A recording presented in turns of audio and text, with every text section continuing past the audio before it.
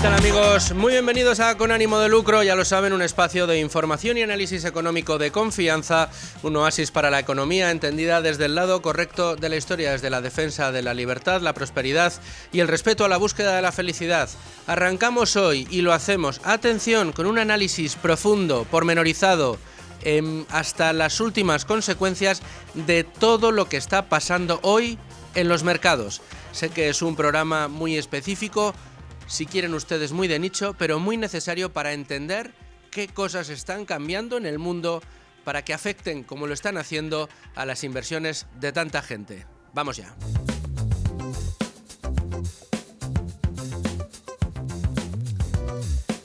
Los aranceles de Trump, las bajadas de tipos del Banco Central Europeo, dudas en las 7 magníficas, el euro fuerte, el oro en máximos.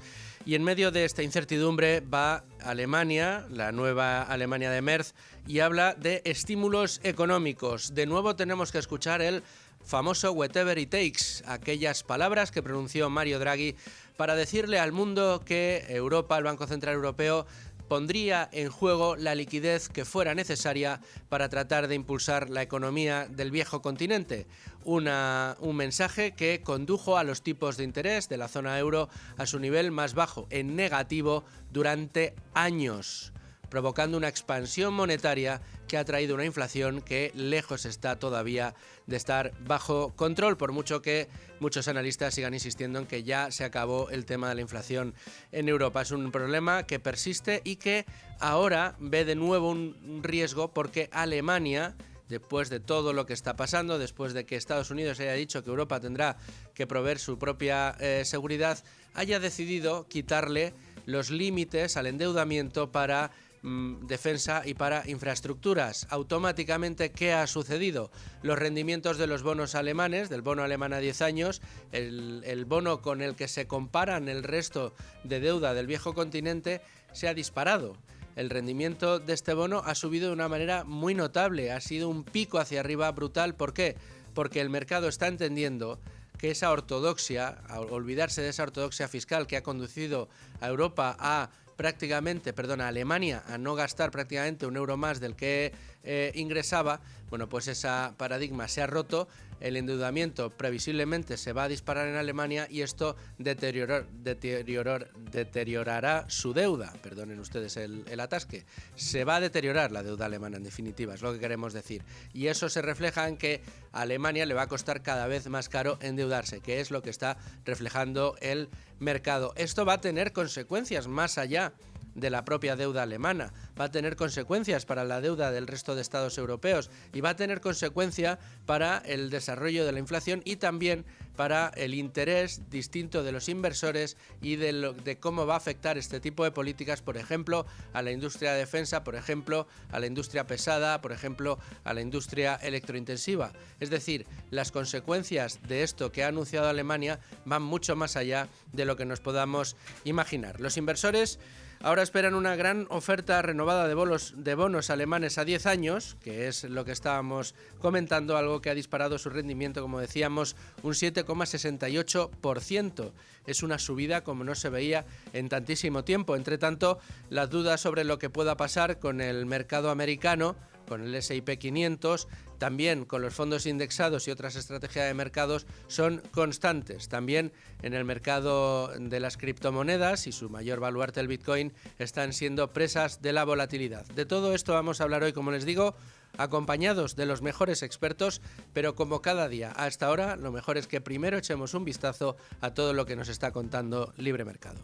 Tengo ya conmigo a Beatriz García, jefa de Libre Mercado. ¿Cómo estás, Bea? Muy buenas. Cuéntame, ¿qué nos trae Libre Mercado en este momento? Pues bueno, nuestra noticia de apertura, la verdad que es la brujería del socialismo, otra vez haciendo de las suyas. Yolanda Díaz, una de sus medidas estrellas en la pasada legislatura fue la ley Rider, esta ley que obligaba a las empresas de reparto, de delivery, a contratar a su plantilla, una plantilla que además estaba en muchos casos encantada con su sistema y con cotizar como autónomos porque trabajaban para varias compañías a la vez, podían administrar sus horarios, podrían gestionar su vida, pero el gobierno les obligó a estas empresas a contratarlas, a meterlas en plantilla. ¿Y qué ha pasado ahora? Bueno, pues que la ley Rider lo que ha provocado es que ha rebajado el sueldo de los repartidores. Claro, hay que pagar más cotizaciones a la Seguridad Social y estos empleados han visto mermados sus ingresos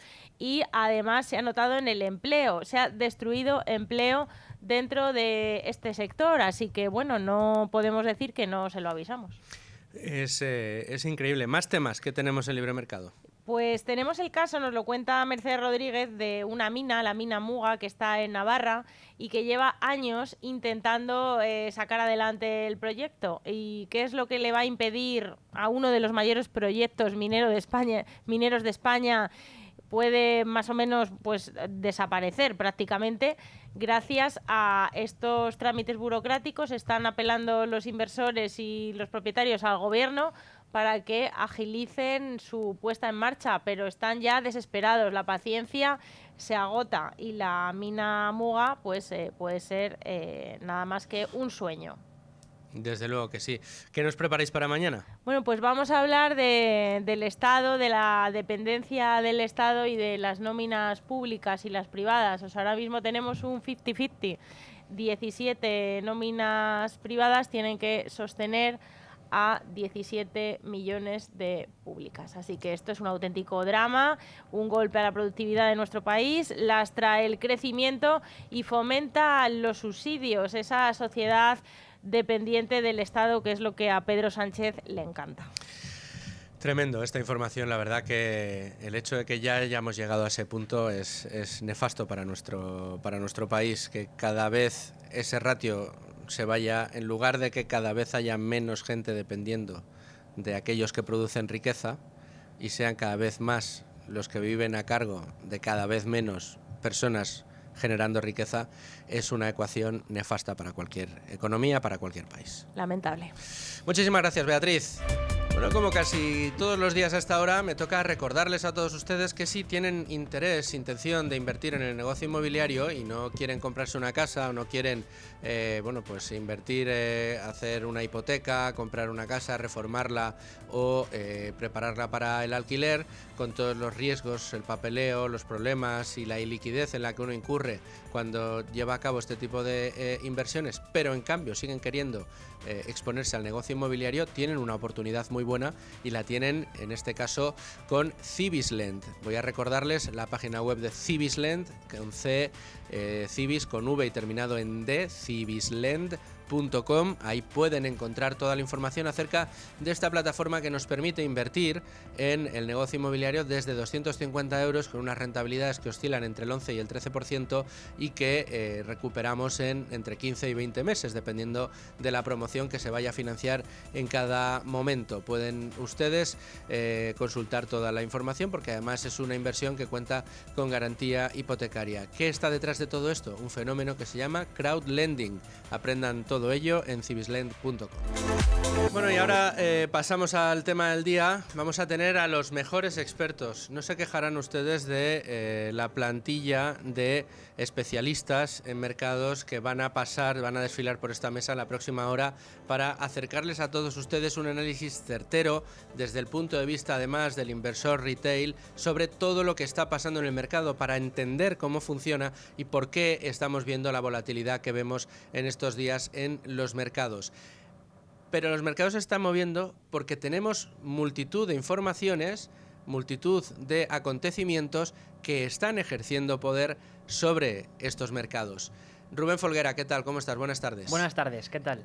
Muy bien, haznos un repaso a cuáles son todas las piedras de toque que tenemos que tener en cuenta y que vamos a analizar ahora con nuestros especialistas. Pues lo cierto es que existen dos factores que en los últimos 2-3 días han desestabilizado o han provocado cambios en los mercados. Por un lado, la amenaza de aranceles por parte de Trump y luego también el plan que ha aprobado Alemania para poder aumentar el gasto y también lo que conlleva, que es al fin y al cabo una expansión de la masa monetaria, ¿no? En todo caso, lo que tenemos es que el día 4 de marzo los rendimientos de los bonos de la eurozona caían tras la entrada en vigor de los aranceles de Trump, pero al día siguiente, debido a este plan fiscal alemán y también a la posibilidad de que Trump diese marcha atrás en estos aranceles, Lo que sucedía es que, por un lado, en las bolsas, la bolsa de Frankfurt pues lideraba las subidas al rebotar un 3,38%, Milán ganaba un 2,08%, París un 1,56%, Madrid un 1,4% y Londres cedía, en cambio, solo un 0,04%. Del mismo modo, el Eurostock, que es el índice en el que cotizan las empresas europeas de mayor capitalización, sumaba un 1,9%. Luego, en el mercado de divisas, el euro se revalorizaba durante la jornada de ayer, llegando a superar el nivel del 1,07 dólares. Y esto lo que de algún modo indicaba es que la brecha entre el euro y el dólar comenzaba a abrirse. Al mismo tiempo, el nuevo plan fiscal de Alemania también disparaba los intereses de la deuda, ¿no? Porque, en concreto, la rentabilidad del bono alemán a 10 años sufría su peor sesión desde la caída del muro de Berlín, según informaba Bloomberg, mientras que el euro, como decía, pues subía por encima de los 1,07 dólares. Así, la rentabilidad del bono alemán a 10 años sumaba casi 30 puntos básicos hasta el 2,8%. En el resto de Europa, el bono español avanzaba casi 27 puntos básicos hasta el 3,39%, con lo que la prima de riesgo entre España y Alemania se situaba en 60 puntos básicos. Luego, al subir el rendimiento claro, de los bonos alemanes, al ser tan irresponsables en Alemania como lo somos en el resto de Europa, las primas se acortan, por supuesto. Antes, como mantenían esa ortodoxia en el asunto del gasto, no permitían gastarse más de lo que ingresaban, por eso era la referencia para el resto de deuda de la zona euro. La prima de riesgo no era otra cosa que comparar el riesgo del bono menos riesgoso de toda la Unión Europea, que era Alemania, con el resto. Cuanta más diferencia, cuando el diferencial era mayor, a mayor diferencial, mayor riesgo de devolución de deuda del resto de países, porque teníamos, digamos, como efecto base la deuda alemana. ¿Qué pasa? Que si Alemania coge sus reglas fiscales y las tira por el sumidero y anuncia prácticamente una expansión de deuda y de gasto, lo que estamos viendo es que esa ortodoxia desaparece, y si lo seguimos utilizando como umbral, como base para tratar de medir la calidad de la deuda del resto de países de la Unión Europea, esas primas de riesgo se acortan porque se iguala a ellas. Esa es la explicación de por qué ha sucedido eso con la prima de riesgo. Sí, y del mismo modo, tanto el bono de Francia como el italiano también repuntaban. Luego, en el mercado de criptodivisas, teníamos que Bitcoin avanzaba un 0,35% hasta los 87.795 dólares. Y el oro, que es considerado el valor en tiempos de incertidumbre, digamos, de riesgo por excelencia, ¿no?, bajaba un 0,4% hasta los 2.928 dólares. Luego, también una cuestión que hay que analizar es cuál está siendo la evolución de las 7 magníficas durante el inicio de año. Y al respecto hay que indicar que los mercados han recogido de una forma desfavorable los resultados de 6 de ellas, y solo Meta se consolida, o se mantiene, mejor dicho, como la única de las 7 magníficas que de algún modo pues registra claramente una acogida positiva por parte de los mercados. ¿Qué son las 7 magníficas? Las 7 magníficas son 7 compañías que cotizan en el mercado americano, en el índice americano por excelencia, el que recoge las 500 mejores compañías de Estados Unidos, que es el Standard & Poor's 500, el S&P 500, y que llevan unos años, porque digamos son tecnológicas que han crecido al abrigo de la inteligencia artificial, llevan años encabezando los rankings de crecimiento dentro del S&P 500, tanto es así que buena parte, casi un 35, un 40% de los avances del índice se explicaban por el comportamiento de estas 7 compañías, que han brillado, insisto, durante años con unas rentabilidades que prácticamente no se han visto en la vida. ¿Qué es lo que sucede? Por ese motivo, por ser tan brillantes, por tener un desempeño tan bueno en los mercados y en sus propios beneficios durante los últimos años, se les ha llamado las famosas 7 magníficas. Las 7 magníficas son Meta, Tesla, Alphabet, que es Google, Microsoft, Amazon, Apple, Microsoft, y Nvidia. Y Nvidia. Eso es. Esas son las 7 compañías. ¿Qué pasa? Que mientras esas 7 compañías han seguido creciendo en rendimiento, en rentabilidad, y que además han seguido creciendo en beneficios, nadie ha puesto en duda de que el S&P 500 iba a seguir subiendo y que los mercados iban a seguir avanzando de la manera en que lo han hecho. En el momento en que empieza a haber dudas, en que los resultados de estas compañías no acompañan la expectativa de beneficio futuro que tiene, empiezan a surgir las dudas. Y si empiezan a surgir las dudas sobre estas 7 compañías, el efecto que esto puede tener en los mercados es enorme. De ahí la importancia de estos titulares que nos está dando Rubén. Sí, en este sentido, el castigo más severo entre las 7 magníficas se lo apunta Tesla, con retrocesos en lo que va de año del 27,45%. Alphabet es el segundo valor que más pierde en el mercado de entre las más capitalizadas del mundo en lo que va de este año, y en concreto cede un 10,05%, seguido del 7% que cede Nvidia, que es lo mismo, la misma medida que Apple. Y luego a ellas les sigue también en estos recortes de capitalización Microsoft, con descensos para el valor del 5,81%, y Amazon, que cae un 3,24% desde el pasado mes de enero. Muy bien, Rubén, ¿tenemos algún asunto más que quieras destacar?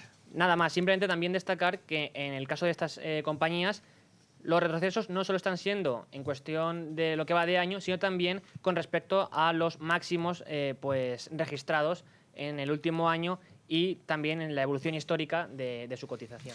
Bueno, pues muchas gracias por traernos toda esta información, Rubén. Tiempo ahora de entrar de lleno en el análisis. Les he prometido a los mejores. Doy paso a Gustavo Martínez. Estamos ya con Gustavo Martínez. Quiero recordar que él es profesor de la Universidad Francisco Marroquín, asesor financiero y un experto precisamente en todo lo que tiene que ver con bolsa y mercados. Gustavo Martínez, muy bienvenido a Con Ánimo de Lucro. Pues muchas gracias, Luis. Voy a empezar a tener la sensación de que abuso de ti. No, te traigo cada 2 por 3, pero es verdad que yo creo que un día como hoy merecía un análisis reposado y dedicarle el programa al completo prácticamente, precisamente a la cuestión de mercados. En primer lugar, quería hablar contigo de esto que yo contaba al principio, que ha sido uno de los detonantes, a mi juicio, corrígeme si me equivoco, de que la inestabilidad y la incertidumbre en los mercados se dispare, que es que el gobierno alemán haya prácticamente emulado a Mario Draghi diciendo haremos lo que haga falta para financiar la defensa, haremos lo que haga falta para financiar infraestructuras y por ese motivo vamos a sacar la defensa y las infraestructuras de los límites de gasto que establece la Constitución alemana y que nos ha mantenido como un país que no gastaba más o gastaba muy poquito más de lo que ingresaba, poniendo coto siempre a su capacidad de endeudamiento. No en vano, Alemania, corrígeme si me equivoco, tiene un endeudamiento sobre PIB de aproximadamente el 60%, muy lejos de esos endeudamientos que tenemos aquí, muy por encima del 100%, ¿no? Bueno, y por eso el bono alemán era considerado hasta ahora la tasa libre de riesgo. Muchas gracias, Luis, por invitarme a la que considero mi segunda casa. Yo creo que Alemania lo que está haciendo es trampas al solitario. Cuando me dices haremos lo que sea, ¿no?, emulando a Draghi, ese lo que sea significa que lo que van a hacer es robar al ciudadano, y eso lo está poniendo en valor los bonos en la mayor caída del value at risk, que es la volatilidad que hay en la renta fija con respecto a cómo la renta fija cotiza en precio y en tipo de interés, eso que está pasando en el mercado. Y estamos hablando de la mayor caída de la historia, ¿no?, en cuanto a precio, y la mayor subida en cuanto a rendimiento, ¿no?, del bono en un solo día de lo que era hasta hoy, que sigue siendo, pero que estará en tela de juicio puesto por el mercado, la denominada tasa libre de riesgo. Y es que, Luis, estamos hablando de 50 puntos básicos de subida en prácticamente un día y medio, ¿no? Y esto es una bestialidad, ¿no?, desde el punto de vista del libre mercado, ¿no? Es una bestialidad y que indica... Es muy curioso, porque por un lado indica algo que debería estar mal y debería ser penalizado por el mercado.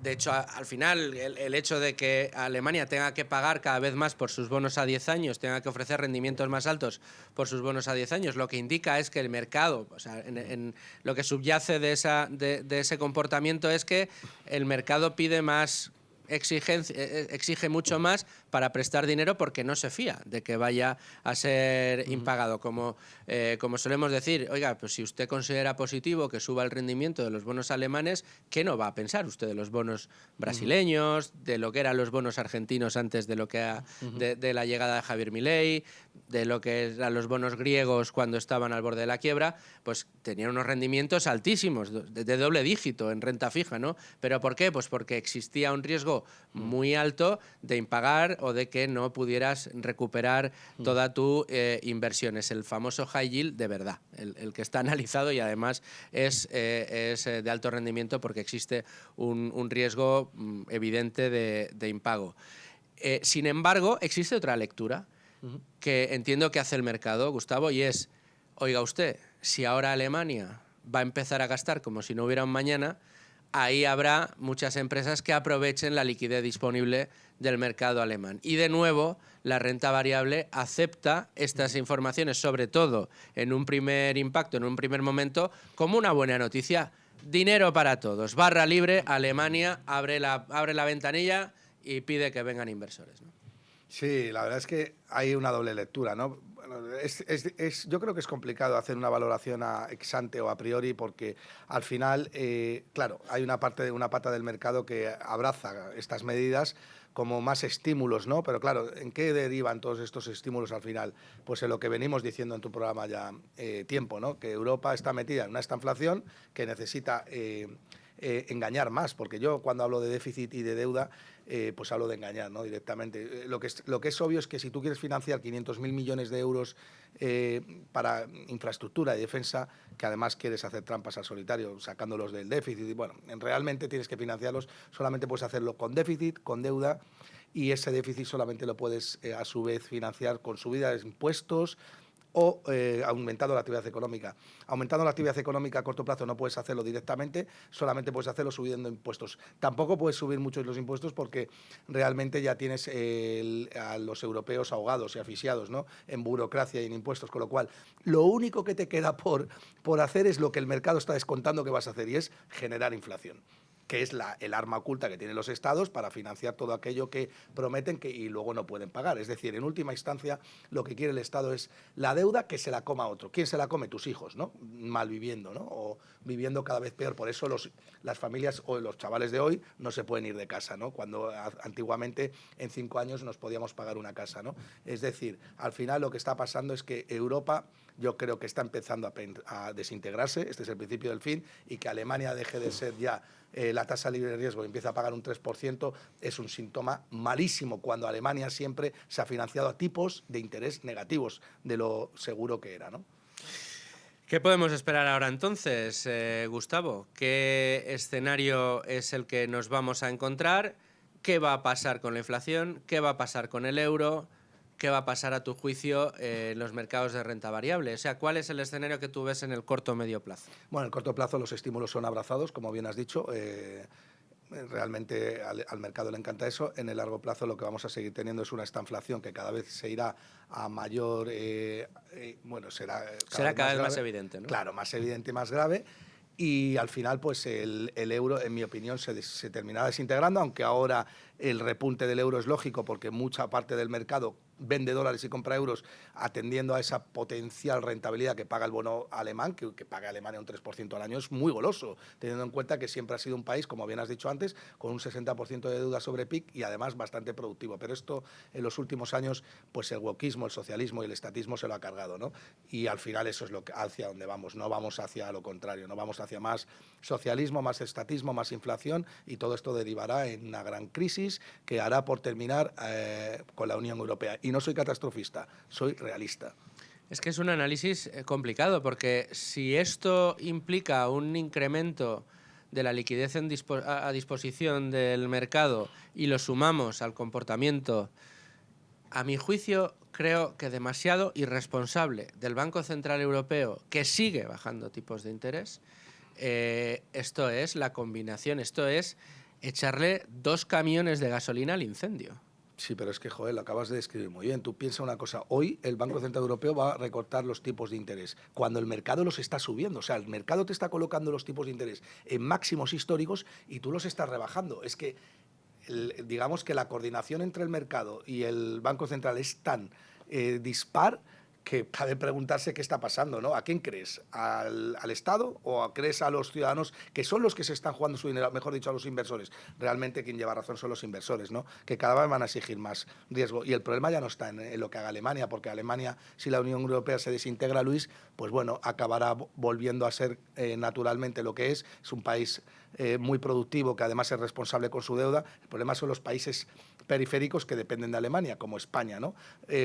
Ojo, no volvamos otra vez a ese seudónimo de los PICs, ¿no? Como nos sucedió en el año 2007-2008, pero yo creo que la convergencia va a ser Los PICs se les cayó una I. Sí. Era Italia e Irlanda, se les cayó Irlanda, Sí. parece que se les va a caer la I de Italia, sin embargo la S de España continúa ahí. Grecia Bueno, lo ha hecho hasta mejor, ¿eh? a Meloni, que obviamente pues si tomas medidas liberales, pues al final acabas creciendo, ¿no? Y eso es lo que está pasando en Italia también. Gustavo, tengo que hacer una pequeñísima pausa, escuchamos un consejo y seguimos contigo. Pero es que con mensajes como este, ¿qué quieren ustedes, no? Estábamos hablando de la irresponsabilidad del mercado. Claro, si tenemos a nuestros líderes políticos diciéndonos que esto de condonar, que no condonar, sino mutualizar la deuda entre todos, poniendo en riesgo además nuestro rating, nuestra calificación crediticia, es bueno y que ojalá pasara todos los días, que no pensar en fin, del futuro que nos espera. Gustavo, vamos a hablar, hemos estado hablando de Alemania, de lo que pasa con la deuda, de cómo va a afectar esto al resto del mercado, pero quiero otro de los puntos de toque, otro de los elementos que está metiendo incertidumbre dentro del mercado, está en uno de esos valores, para muchos valor especulativo, para otros muchos valor refugio, para otros el futuro monetario del mundo, que es el Bitcoin. Y yo pues tengo la suerte de contar con quizá uno de los mejores expertos, por no decir el mejor experto en Bitcoin de España, que es Félix Moreno. Félix, ¿cómo estás? Hola, buenos días.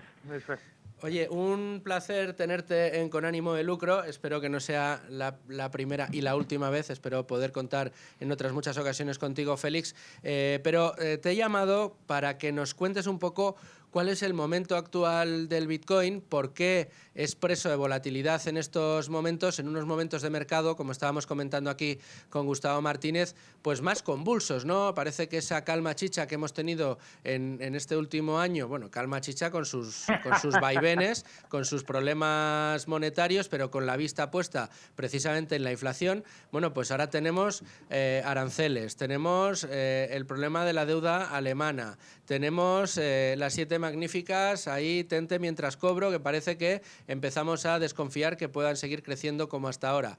Y de repente vemos que también tiene efecto esto sobre el Bitcoin. Bueno, yo diría que en Bitcoin nunca hay calma chicha. Bueno, eso es tiene verdad. su ciclo de 4 años y durante todo el año 2024 en el que ha habido grandes subidas, pero nunca en línea recta, siempre con grandes zigzags.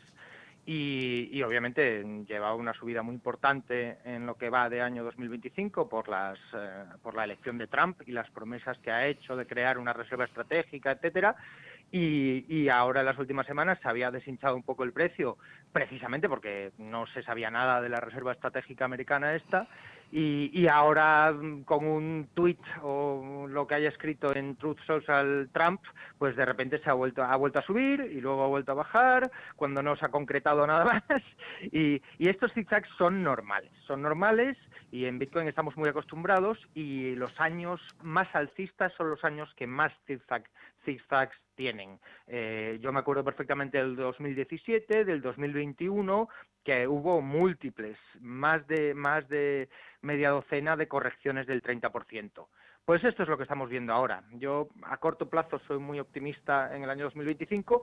Sí creo que habrá una corrección gorda en 2026 por seguir con el ciclo de 4 años. Tampoco tengo la bola de cristal.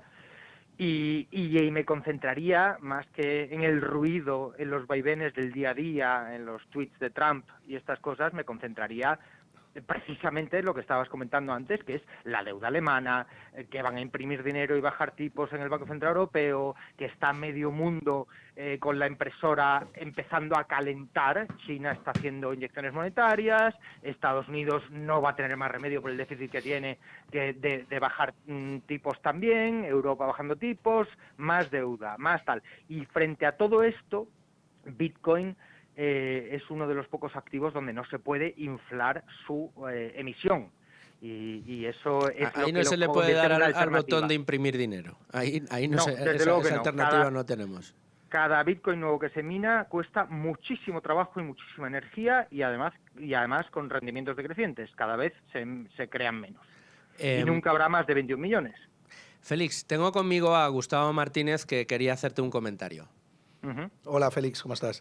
Bueno, yo Hola. comparto mucho la tesis de Félix, que obviamente pues, es más experto que yo en Bitcoin, pero quiero decir que este año lo que está protegiendo realmente contra la potencial inflación que se puede formar en el mercado es el oro, ¿no? Que sube un 13% más que el Standard & Poor's 500 y además sube más que Bitcoin. Si bien es cierto que solamente es este año, lo que quiero decir es que Bitcoin todavía es un activo que correlaciona mucho con el estado de la liquidez. Yo diría que es un termómetro de cómo está la liquidez en el mercado, ¿no? A largo plazo creo que es un activo que a medida que más jugadores descubran su potencial terminará por reducir bastante su volatilidad, lo cual es bueno para aquel que controla mucho la tesis de Bitcoin y que se reafirma en ella.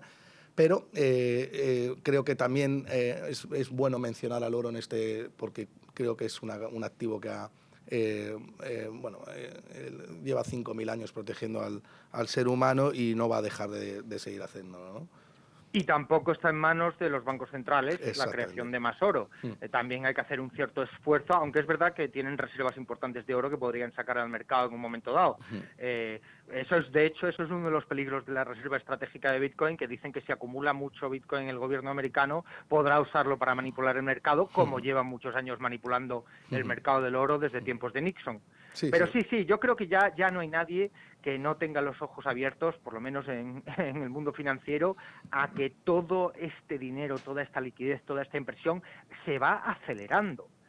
Empezó a coger carrerilla con la crisis de 2008, se aceleró de forma muy importante durante los años del COVID, y ahora parecía que se había calmado un poco, pero otra vez con la guerra de Ucrania, con la crisis económica en Alemania, con todo esto, con China, con el problema que tienen inmobiliario, Japón, que pretendían subir tipos y no han sido capaces por el tortazo que eso le ha dado al mercado. O sea, está todo el mundo a punto de darle a la hipervelocidad en las impresoras y hay pocas alternativas. El oro y Bitcoin, hay pocas cosas que no solo no se vean afectadas negativamente por eso, sino beneficiadas. De hecho, los bonos alemanes y los bonos europeos en cascada por eso van a sufrir mucho. Y la inflación sigue alta, no lo olvidemos. O sea, estamos en etapa de estanflación en Europa, por lo menos. Eso es. Me ha encantado esto de todo el mundo está a punto de darle a la hipervelocidad en las impresoras. Eso avanza una inflación muy difícil de meter en cintura y efectivamente hay que refugiarse en activos reales. No sé si pedirte, Félix, ya tengo que despedirte, no sé si pedirte que me hagas un pronóstico de dónde ves el Bitcoin este 2025. Soy periodista, ¿qué quieres? Tengo que intentar sacarte otro titular. En el corto plazo no me atrevo a decir nada, pero en el medio plazo y para 2030 he dicho muchas veces que lo veo en $1 millón. 2030 $1 millón, madre mía. Bueno, pues aquí estaremos, espero, seguir con ánimo de lucro para poderlo contar contigo. Félix, un fuerte abrazo, muchas gracias. Un abrazo. Adiós, Félix. Tremendo el análisis, Gustavo, esto de todo el mundo dándole a la hipervelocidad en las impresoras de imprimir dinero, habría que decir, es yo creo que una manera de verlo muy acertada. Sí, sí. Aparte muy gráfica. Y también es cierto que Bitcoin tiene un potencial como para pensar que puede llegar a multiplicar por 10, pero ojo, el oro también, bueno, sí, no. Son los valores en los que ahora mismo nos tenemos que buscar refugio para la situación que vivimos. No sé si comparte esta visión otro de nuestros analistas de cabecera, otro que tengo que decirlo, igual que Gustavo, igual que Félix, para mí es un privilegio poder tenerle con ánimo de lucro, que no es otro que Emérito Quintana. ¿Cómo estás, Emérito? ¿Qué tal? Muy buenos días a todos. Buenos días. Además, tengo que decir que eres extraordinariamente generoso porque a ti el análisis de lo que sucede en el corto plazo en los mercados no te gusta mucho, porque a ti te gusta mirar siempre, tener esa visión a largo plazo, esa visión patrimonial a largo plazo, pero, bueno, insisto, eres muy generoso porque te prestas a ese análisis aquí conmigo en Con Ánimo de Lucro. Te digo, tengo conmigo a Gustavo Martínez aquí en el estudio. Tú no lo estás porque sé que no vives en Madrid y todavía no ha llegado el día en el que sea capaz de traerte aquí, aunque sea a la fuerza, pero llegará. Espero que no tarde mucho en llegar el día que puedas estar aquí conmigo. Pero quería pedirte tu punto de vista respecto a dos fenómenos. Hemos hablado ya de lo que está pasando en el Bitcoin, hemos hablado con Gustavo de ese efecto dentro de los bonos alemanes después del anuncio de Alemania de que, bueno, pues que se va a saltar todos los controles de déficit y de deuda que tenían hasta ahora por imperativo constitucional, y contigo quería hablar de esos otros dos fenómenos. Por un lado, el comportamiento de las 7 magníficas y su incidencia dentro de indicadores como el S&P 500, y por otro lado, los efectos que está teniendo dentro de los mercados, añadiendo volatilidad, estos, no sé si llamarlo bravuconadas arancelarias, amenazas arancelarias o política errática en materia arancelaria de Donald Trump. Sí, bueno, de las 7 magníficas, como siempre digo, hay que ir analizando una a una, y hay muchas que yo pues no tengo claro su futuro, su valoración, o no tengo hechos los deberes, ¿no? Pero en algunas sí, y las tenemos en el fondo. Por ejemplo, Meta, después de hacer resultados, se vio que ha ganado en beneficios por acción unos $25, y eso reinvirtiendo mucho y con Reality Labs perdiendo dinero. Y se ha visto, por ejemplo, pues que en 2022, con las narrativas y miedos y el sentimiento, llegó a cotizar a 90 a $100. Es decir, que la estabas comprando a 4 veces beneficios de solo 2 años después. Entonces, incluso en las empresas grandes y conocidas y de las que se habla mucho, puede haber oportunidades. Bueno, con Amazon también se habla poco, pero es quizá ahora mismo la más aburrida, pero también muy interesante. Amazon históricamente suele cotizar a unas 20 veces el flujo de caja del año siguiente, y ahí está ahora, 18, 19 veces, cuando tiene mercados todavía muy grandes en los que puede crecer. Quizás sea la más sencilla de las 7 magníficas para el que quiera empezar a invertir. Tesla es verdad que sí que está sufriendo mucho por distintos miedos y es más difícil de seguir y de estudiar. Pero si uno va empresa por empresa, puede haber cosas interesantes en empresas gigantes y en empresas pequeñas. ¿Y crees que el hecho de que empecemos a ver signos de debilidad en algunas de ellas va a poner nervioso a la gente? Me refiero, cuando la narrativa consistente de mercado de los últimos años se quiebra y empiezas a ver que lo que parecía un tótem inamovible da señales de agotamiento, ¿temes que exista pues una huida de los inversores del S&P 500, por ejemplo, o una huida de los inversores de estas compañías a la más mínima señal de debilidad? Puede ser. Por ejemplo, si toda la valoración en empresas se basa en el crecimiento de la inteligencia artificial para entrenar modelos, y luego nos damos cuenta de que la mayoría de la computación no va a ser entrenando modelos, sino en la inferencia de modelos, y quizá la inferencia esté mucho más distribuida y no sea en centro de datos gigantes, pues si cambia un poco esa expectativa, pues puede haber muchas empresas que sufran. Claro que sí. Bueno, pues estaremos pendientes de esto. Por otro lado, tema de guerra arancelaria, Mérito, ¿cómo lo ves? Bueno, yo, por lo que he leído últimamente, la última idea de Trump para aclararlo todo ha sido la reciprocidad. Es decir, vamos a poneros los aranceles que vosotros nos ponéis, tanto en forma de aranceles directos como en diferencia del IVA, como en subsidios públicos.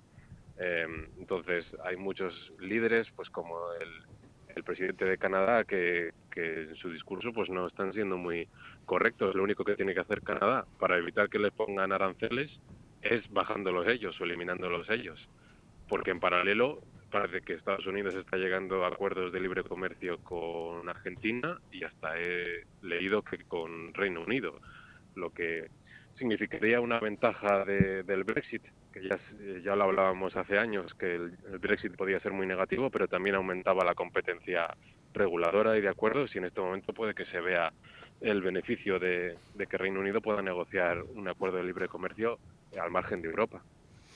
Emerito, me comentabas a micrófono cerrado que estabas viendo una compañía que te estaba gustando mucho y no me resisto a preguntarte por ella. AST Space Mobile. Bueno, AST ha presentado resultados estos últimos días. Ayer creo que subió un 18%, pero es una empresa tan volátil, en un estado tan incipiente, que un día también te puede bajar un 18%. Es algo bastante arriesgado, pero muy interesante porque están creando una constelación de satélites que no sirven simplemente para los móviles, para tener SMS de emergencia en zonas sin cobertura, sino que lo que intenta dar es banda ancha, es decir, 5G y llamadas, vídeo y lo que quieras a todo el mundo. Es decir, conectar los que todavía no están conectados. Entonces es una tecnología diferente a la de Starlink, pero todavía se tiene que construir. En los próximos 12 y 18 meses pretende lanzar de 45 a 60 satélites para crear la constelación. Y tiene acuerdos pues con Vodafone, con AT&T, con Rakuten, con Verizon. Y se va a poder conectar cualquiera desde zonas que no tienen cobertura sin modificar el móvil, sin ninguna antena, sin que sea un móvil nuevo, sin actualizar el software y sin cambiar de operadora. Oye, pues tiene una pintaza STC. ¿Ya lo tienes en en Numantia Patrimonio Global? Sí, desde hace tiempo tenemos creo que un 3% de Numantia en AST, sí. Bueno, pues seguiremos. Desde hace unos años. Sí, antes era un poco una cosa muy binaria, de esto se multiplica por 100 o quiebra, pero ahora ya está bastante más claro la parte hacia dónde parece que se va, hacia dónde parece que se va a decantar. Emérito, te agradezco muchísimo, como siempre, que hayas querido prestar tu análisis y tus consideraciones en materia bursátil aquí en Con Ánimo de Lucro. Muchas gracias. ¿Qué análisis hace siempre, verdad, Gustavo? Nuestro amigo Emérito, le preguntas por las 7 magníficas, esperas que te diga, bueno, cómo va a mover el mercado, y te va y te la analiza una a una. Te dice cómo ha ido, cómo no ha ido y dónde encuentras oportunidades. La verdad que me encanta ese punto de vista que tiene siempre Emérito, que yo creo que es muy útil, ¿no?, para el inversor retail en última instancia. Bueno, es su filosofía, ¿no? La filosofía del value investing lo que te hace es hablar con prudencia y la prudencia exige que previamente hayas medido, ¿no?, una tesis de valoración, y eso es lo que ha hecho él, ¿no? O al menos ha dicho en las compañías que conoce, ¿no? Desde luego. Mira, vamos a saludar, porque tengo ya al teléfono al profesor de la Universidad de Málaga y miembro del LWS Academy, el profesor Che Cabello. Che, ¿cómo estás? Hola Luis Fer, ¿qué tal? ¿Cómo Pues estáis? mira, estoy aquí con Gustavo y os voy a proponer una tertulia a 3, conmigo un poco de moderador. O sea, a 3 intervengo yo, si solo soy moderador sería a 2. Pero sí, un poco lo que hicimos el otro día para los alumnos del curso Invertir con Cabeza. Che, vamos, después de ver lo que ha hecho Alemania, cómo está el tema de las cripto, cómo están los aranceles y también el problema de esa falta de claridad respecto a la evolución próxima de las 7 magníficas, vamos a ver qué pasa con el mercado americano, qué pasa con la indexación y cómo lo veis vosotros, si es momento más de mirar a gestión activa, si es momento de refugiarse únicamente en activos como el oro o el Bitcoin, o si mantener una estrategia diversificada entre indexación, activos y materias primas sería una buena alternativa. Che, como eres el último en llegar, eres el primero en intervenir. Bueno, pues sí, a ver, la situación está muy movida, hay mucha interferencia, ¿no?, de la política en los datos económicos. Cada vez noto que las cotizaciones de las empresas están más afectadas por temas políticos y ahora mismo, lógicamente, Trump es el que está pues, moviendo los mercados tanto ahora mismo a la baja, ¿no? Ahora mismo a la baja por una razón más importante, la más importante de todas, creo, es el riesgo, es decir, la incertidumbre, es el no saber, ya sabéis que $1 millón es lo más miedoso que hay, ¿no? Entonces, cuando no se ven claras, pues lo que hace es que se retiran a su aposento y esperan a que pase la tempestad, ¿no? Esa sería la razón más importante, pero hay razones por debajo de base, como pueden ser los aranceles, que en definitiva no es más que ponerle freno y trabas al negocio, al comercio, y ya sabemos que cuando el comercio florece la economía y florece nuestra calidad de vida y florece nuestro crecimiento y somos más ricos, etcétera. Y cuando el comercio pues se le pone trabas, pues lo que somos más pobres, directamente somos más pobres, ¿no? Tanto a los que le ponen las trabas como los que ponen las trabas. Quiero decir, es que no van a ser solo Europa, China o México, ¿no? Es que van a ser los propios americanos los que van a sufrir esos aranceles, porque para empezar van a tener una inflación mayor, van a pagar más por productos peores. En definitiva, nuestra calidad de vida en general en el mundo va a cambiar. Además, bueno, pues hay recortes que la importancia del recorte que ha anunciado Trump no llega a ser porcentualmente importante, pero si sigue así y va recortando, aunque a medio plazo sí pueda ser positivo, siempre y cuando esos recortes tengan sentido, a corto plazo, pues lógicamente, pues el PIB va a caer. Porque, a ver, es que hay que entender qué es el PIB, ¿no? Y te voy a poner un ejemplo, Luis Fer, para que se vea muy gráficamente. Es decir, es que si el ministro Ábalos le hubiera facturado a Jessica, cosa que no ha hecho, ¿no? Pero si lo hubiera facturado hubiera entrado en el PIB. Quiero decir, es que el PIB cuenta muchas cosas, ¿no? Correcto. Y entonces, claro, si todo eso lo van a quitar del PIB, pues lógicamente la economía americana en principio va a sufrir, aunque a medio y largo plazo pues pueda beneficiar. Bueno, la nómina de Jessica en Ineco sí que esta sí que contaba para el Producto Interior Bruto. Efectivamente, exacta, muy buena matización, porque efectivamente había parte que sí era oficial y que contaba en el PIB, ¿no? Y independientemente de lo que hiciera, ¿no? Es que ese es uno de los problemas del PIB, ¿no? Y después un aspecto técnico que parece ser que vuelve a invertirse la curva de tipo y que amenaza recesión en Estados Unidos, ¿no? Entonces, todo esa amalgama hace que porque la bolsa ahora mismo esté pues ardiendo, ¿no? Está ahora mismo la americana, ¿no? Como contrapartida europea, la europea puede verse beneficiada por flujos y puede verse beneficiada porque Europa tiene que despertar. Y como yo decía ayer en nuestra tertulia de los locos, ¿no? Tiene que despertar y además después levantarse de la cama, ¿no? Que es la segunda parte, ¿no? Sí. Y cuando se levante de la cama, pues pondrá mucho efectivo en funcionamiento y será, pues, bueno, un acicate para el crecimiento económico. Nos guste o no nos guste, eso al final también cuenta en el PIB y también cuenta en el crecimiento económico, ¿no? Desde luego. Entonces, bueno, por ahí andan un poco los tiros.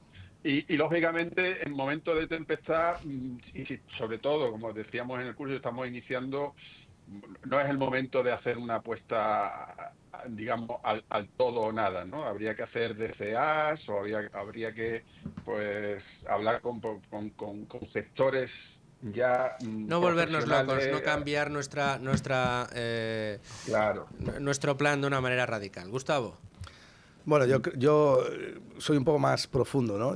Yo veo digamos, ¿cómo te diría yo? El tráiler de una película donde los tipos de interés reales están cotizando en máximos del año 2008, el oro está en máximos históricos y los índices siguen cotizando en máximos históricos. Ahí hay una guerra entre una parte del mercado y otra que yo creo que va a ir o se va a decantar en favor de los que tienen conocimientos profundos del mercado, que son los que están comprando oro para refugiarse de lo que viene, ¿no?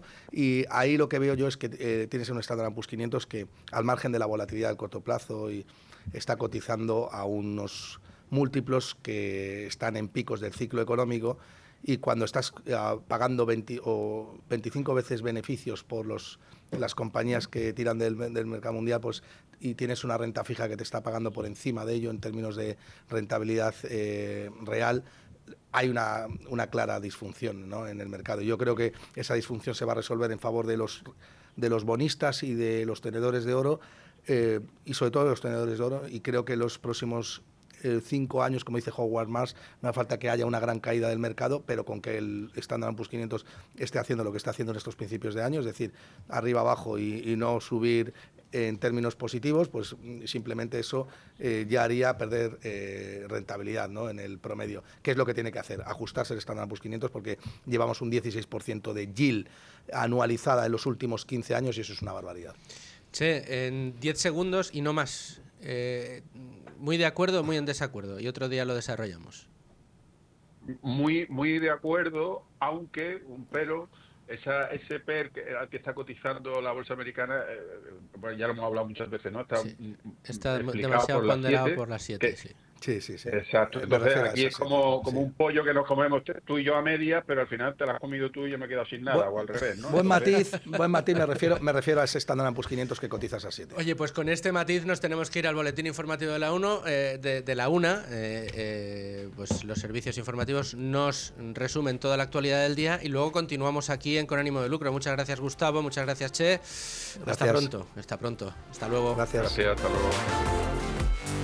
Y hoy hasta ahora con Nuria Richard. ¿Cómo estás, Nuria? ¿Qué tal, Luis Fer? Pues muy bien. Oye, con ganas de que me avances un poquito, que me cuentes, me pongas la miel en los labios de lo que estáis preparando o lo que habéis preparado para el próximo episodio de Economía para quedarte sin amigos, que lo podremos ya disfrutar en plataformas a partir del el sábado por la a mañana. Primera hora ya está en plataformas y también en YouTube y también en Es Radio. Se emite los domingos a las 12 de la noche. O sea, el domingo a las 12 de la noche, el que quiera enterarse bien y lo quiera oír en la radio, que siempre tiene ese punto, pues que lo puede encontrar ahí.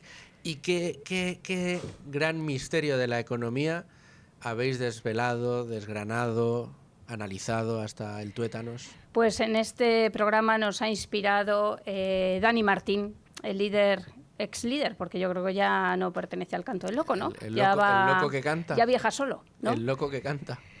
Porque sabes que concedió una entrevista al Follonero, sí, a Jordi Évole, y en esa entrevista Jordi Évole le preguntó así, pues a bocajarro y un poco forzado por todo el tono de la entrevista, si pagar impuestos, que qué pensaba de los youtubers que se iban de España para pagar menos impuestos o no pagar impuestos en España. Y al final pues salió la reflexión de si es patriota pagar impuestos o no. ¿Y cómo lleva todo de pagar impuestos?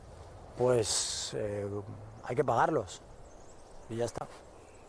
No, te lo digo porque yo creo que ahora hay una corriente entre la gente más joven, que, bueno, también supongo que a través de ejemplos de pues ídolos que tienen ellos, youtubers y más, que están yéndose a Andorra, ¿no? Sí. Yo mi manera de ser patriota y mi manera de querer mucho este país es llevando pues eso, todos los deberes hechos, ¿no? Y que nadie me pueda decir nada. Yo creo que también ahora es más difícil, creo. Yo sí que creo que durante un tiempo y ahora todavía asoma el tío o la tía que está orgullosa de defraudar. De hacer la trampa, sí, ¿no? Yo soy el listo. Porque muchas veces son los que luego son los que sacan las banderas más grandes, ¿no? Y yo llevo mi bandera en mi corazón, pero también cuando hay que pagar a Hacienda y cuando hay que pagar impuestos. Y esto no significa ser bueno, esto significa ser justo. O sea, esto es lo que corresponde, no significa ser bueno. Vamos, Dani.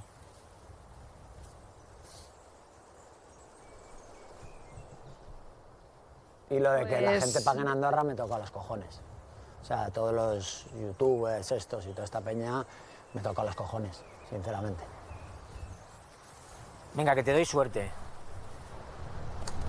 Estaban jugando al minigolf, pues eso, que ya le has oído a Dani Martín. Bueno, a ver, brocha gorda en todo, en toda esta reflexión. Es una manera de abordar un problema súper complicado. Eso es. Que además está lastrando la productividad de nuestra economía, que además habla de una falta de crítica, si quieres, moral por parte de los ciudadanos, porque aquí lo que tendría que subyacer, y esta es mi modesta opinión, Nuria, no sé qué habéis dicho en el programa sobre estas declaraciones, no es pagar o no pagar, es cuánto se paga a cambio de qué. Claro, bueno, claro. Y cómo. Hay muchas reflexiones. Una de ellas, por ejemplo, es cómo a la persona que no paga impuestos en España tú la consideras una defraudadora. Hay defraudadores como Almodóvar, y además han salido más casos desde la izquierda, que se van a refugios fiscales, nosotros los llamamos así, no paraísos fiscales, para evitar pagar impuestos.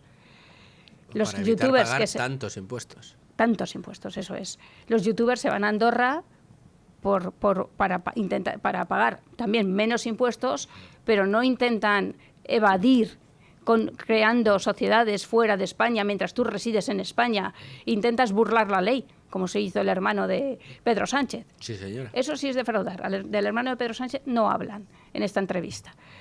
Hay otra cosa que es la que tú decías y es ¿hasta qué punto soy patriota? Es decir, si yo pago un 90% de impuestos, ¿soy más patriota todavía?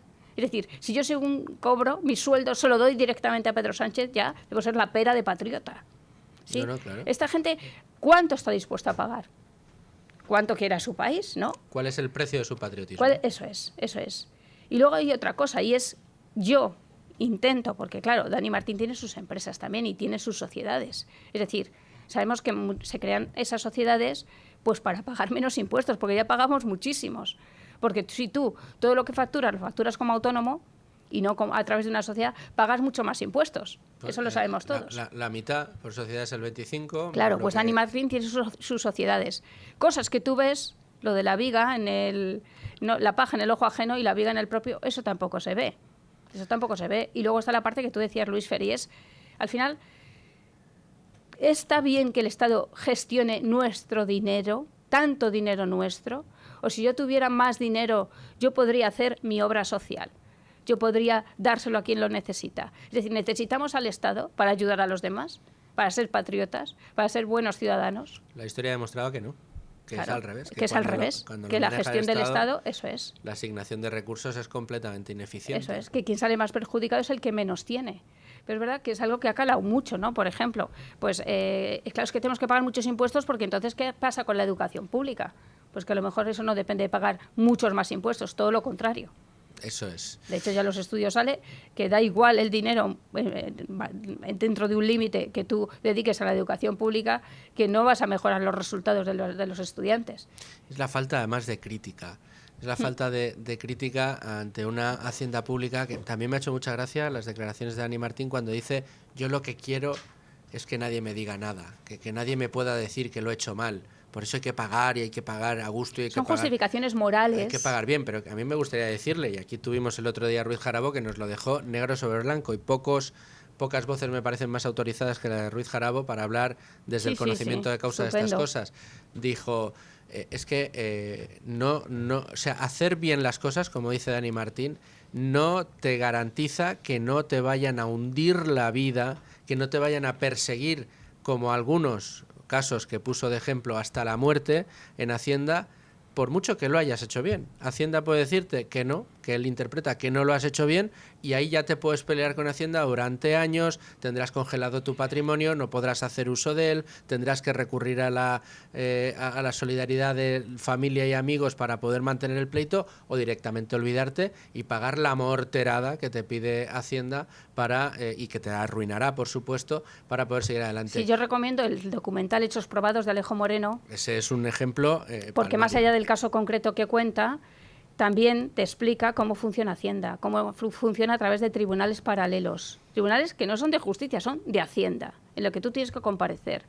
Cómo los propios inspectores se llevan incentivos por denunciar a gente. Cómo si al final esa denuncia resulta fallida, es decir, no le han podido sacar ni un euro más a ese ciudadano, a ese contribuyente que ya contribuye, no le pasa nada al inspector. Y que el principio de veracidad, o sea, que es una mafia. El principio de veracidad en asuntos judiciales del funcionario de Hacienda prevalece y por eso, cuando te acusan, no tienen que demostrar tu culpabilidad. Eres tú el que tiene que estar obligado a demostrar tu inocencia. Y por el camino, insisto, te bloquean las cuentas, te embargan tus bienes y no puedes hacer uso de nada tuyo para defenderte. Es una auténtica indefensión a la que somete Hacienda a los contribuyentes. Es una bota pisándonos constantemente y una amenaza. Es violencia de Estado y además violencia criminal en este caso. Ya todos sabemos que la Unión Soviética, para que todo el mundo fuera lo más patriota posible, lo que hacían era expropiarte directamente tu propiedad. Ese es el mayor patriotismo que considera Jordi Évole o considera Dani Martín que hay que tener. Es decir, entonces no merece la pena trabajar. No, claro. Yo, si me lo van a quitar todo, ¿para qué voy a venir a trabajar? Si me van a quitar todo a mí, todo lo que han trabajado mis padres, todo lo que pueda aportar yo a mi hijo, ¿qué incentivo tienes en la vida? O sea, al final te expropian tu propia vida. Claro, es así. No eres dueño de Es que este tu discurso vida, de los impuestos es muy trabajo. peligroso, es súper peligroso. Yo supongo que también lo que hay es mucha ignorancia. hay ignorancia porque desde pequeños es verdad que y eso está muy bien. En general hay un discurso buenista de ayudar al más desfavorecido, el intentar aportar todos para que esto salga adelante. Entonces yo creo que hay mucho desconocimiento de cómo funcionan las cosas. Hay mucha falta desde la educación, mucha falta de crítica al Estado, mucha falta de información y cultura económica, que para eso estamos nosotros también aquí en Libertad Digital, ¿no? Para decir como unos básicos, para decir que otro mundo es posible, aunque esto suena como muy woke y muy progre, pero es que es así, es que es así. Que otro mundo es posible y a lo mejor es mejor que el que tenemos para determinadas cosas. Claro. Como por ejemplo el tratar de cuidar de los más desfavorecidos. Es increíble, ¿no? Un discurso como el de Dani. Muy extendido también Pepa Bueno en su programa también, claro, o sea, sacó allí a los youtubers demonizándolos, criminalizándolos. Es que no son evasores fiscales. En absoluto. En absoluto. Son gente que está harta de pagar más de la mitad, mucho más de la mitad de lo que ganan. Y luego esas tonterías que les dicen muchas veces, me acuerdo al Rubius que decían, ya, pero tu madre que reside en España, entonces, si se pone mal, ¿a quién le va a pagar la sanidad? Se la voy a pagar yo. A ver, el Rubius, con lo que gana, pues pagará la sanidad de su madre, por favor. Pagará lo que haga falta para lo que haga falta. Esté bien.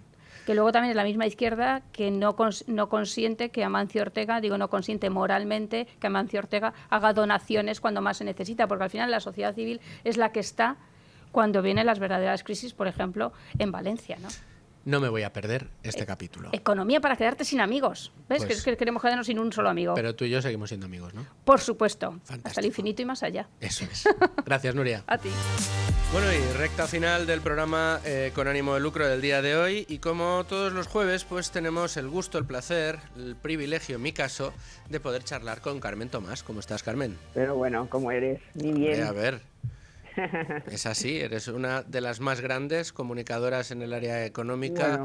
Bueno, llevas de las años. Más viejas y con muchos años. No, llevas digo de profesión. De las que más experiencia tienen y las más reconocidas y reconocibles. Con lo cual, para mí es un gustazo el poder compartir mesa y mantel radiofónico contigo tantas veces y en este caso ya semanalmente, porque repasamos contigo los principales asuntos que nos vas a servir el sábado, vamos a recordar, de 2 a 3 de la tarde en Economía para Todos. El programa, desde luego, que no nos podemos perder si queremos saber, con un análisis reposado y, digamos, ya con el paso a toro pasado, porque al final siempre se analiza mucho mejor cuando se tiene toda la información, que muchas veces, Carmen, cuando aquí en el día a día estamos intentando ver, analizar las decisiones que se han tomado en ese mismo día, lo bueno que tenemos el sábado es que ya con todos los datos y con los mejores analistas que traes y tu análisis propio también, pues vamos viendo efectivamente qué color van tomando las cosas en materia económica.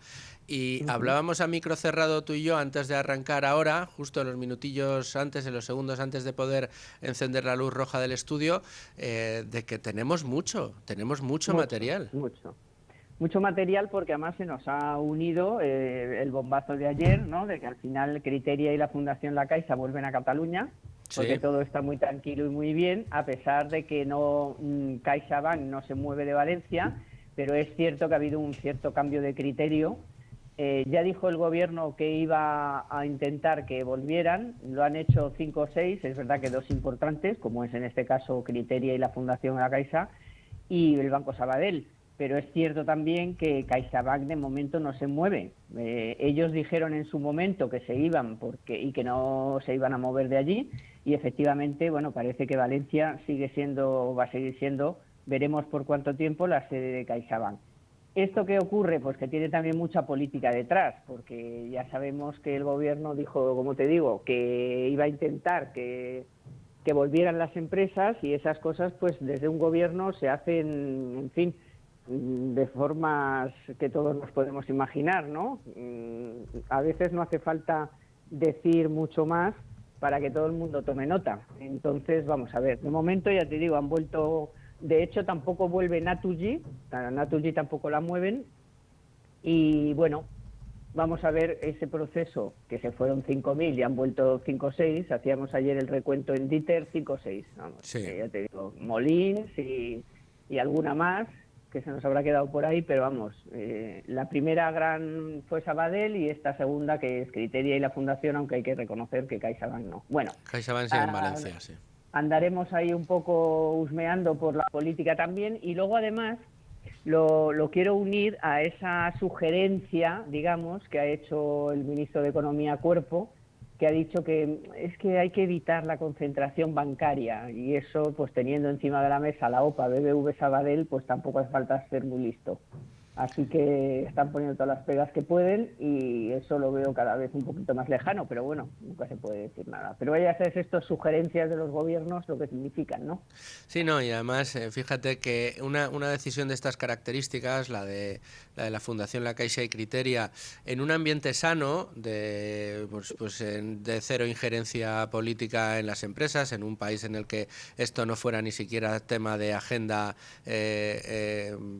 informativa, pues no dejaría de ser, bueno, pues una decisión que ha tomado el Consejo de Administración, vete tú a saber, pues porque le viene mejor, porque fiscalmente le interesa, porque va a ganar un contrato, qué sé yo, por lo que sea, pero sería una decisión soberana. El problema es que nos encontramos en una situación en la que el Gobierno ha manifestado su interés por entrar en cada vez más empresas públicas, que sabemos del mangoneo del Gobierno con determinados aspectos, sobre todo relacionado con el PSC, y en ese mismo contexto, después de entrar en Telefónica, y después de todo lo que hemos visto en Prisa, el siguiente movimiento que vemos es que la Fundación La Caixa y Criteria vuelven a Cataluña. Pues evidentemente esto enciende todas las alarmas, ¿no? Y genera todo el interés. Claro, porque que mueva las empresas públicas y ande toqueteándolas, pues vale, pero es que ya hemos entrado en el terreno de las privadas, ¿no? De que te llaman a Moncloa y te dicen, haz esto, y dices que no y te echan. O sea, una empresa privada que cotiza en bolsa, ya vimos lo que ocurrió los primeros días y bueno, esa es la preocupación, ¿no? Que bueno, pues estas sugerencias y estas vamos a hacer lo posible de boca del Gobierno, pues da más miedo que un nublado. Pero bueno, allí estaba Sánchez en el Congreso de Cepime y ya sabes que Cuerva y Garamendi se las están teniendo tiesas. Sí. Porque le quieren echar y bueno, pues allí le soltó esto que siempre se dice de para lo que me queda en el convento por si acaso.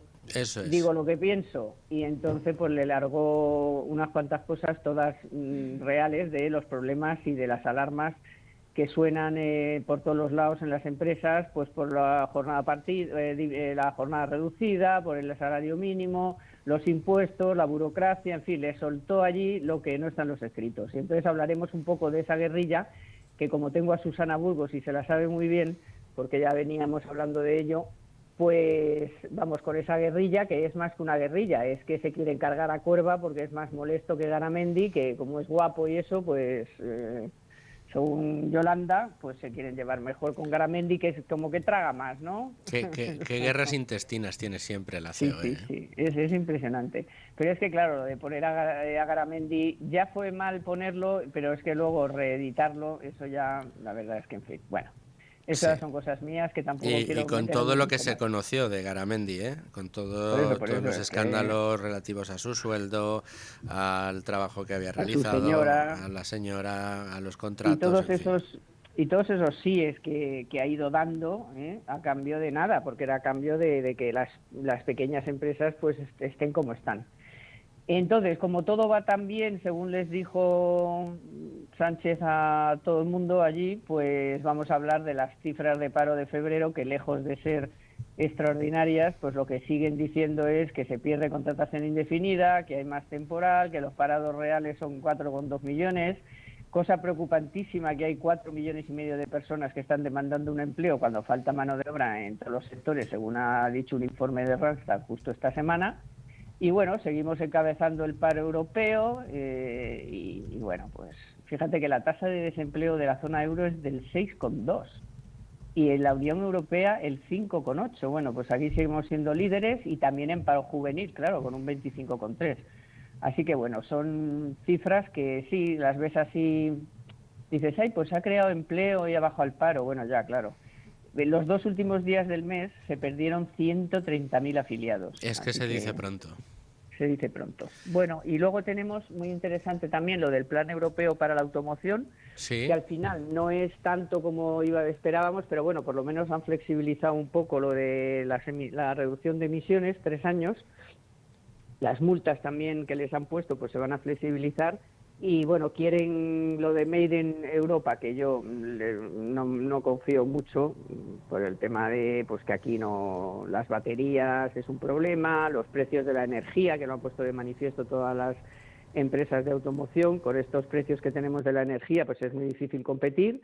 Y bueno, pero por lo menos, bueno, ahí está, ¿eh? Lo hablaremos y veremos si realmente va a servir para algo. Y el coche eléctrico, date cuenta que España tiene que multiplicar por 5 los coches eléctricos que produce y vende, porque estamos por debajo del 5%, con lo cual pues tenemos que dar ahí un empujón. Y claro, ¿cómo va a ser? Pues va a ser el dinero de todos, seguramente. Desde luego, y esos planes dirigistas que poco tienen que ver con objetivos como productividad, como tratar de encontrar los mejores productos para las demandas de los usuarios, no, es decirle al usuario lo que tiene que comprar y al productor lo que tiene que vender. Es de nuevo el mensaje equivocado, y yo creo que seguirá estando equivocado a lo largo del tiempo. Que el que no puede comprarse el coche le paga la subvención al que se lo puede permitir, o sea, es el colmo. Es como lo has descrito. Carmen, recuérdame quién traes. Has dicho a Susana Burgos, ¿y quién más? Susana Burgos y Fernando Valls, que también, bueno, como además trabaja en La Vanguardia, pues nos traerá muchas cositas del asunto La Caixa y las empresas allí. Sí.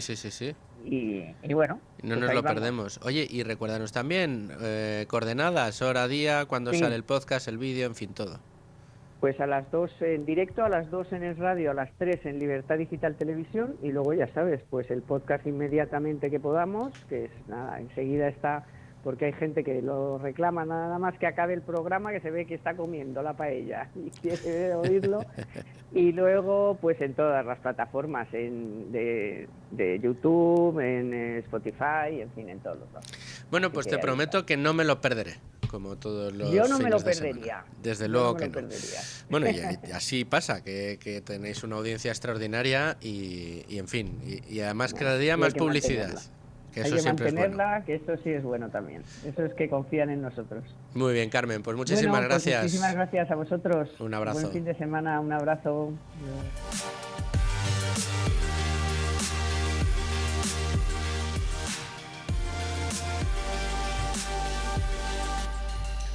Y a todos ustedes, señores oyentes, muchas gracias por seguir ahí, por estar ahí un día más en Con Ánimo de Lucro. Nosotros volvemos mañana y lo hacemos como siempre a las 12. Aquí les esperamos con toda la actualidad económica. Hasta mañana, señores.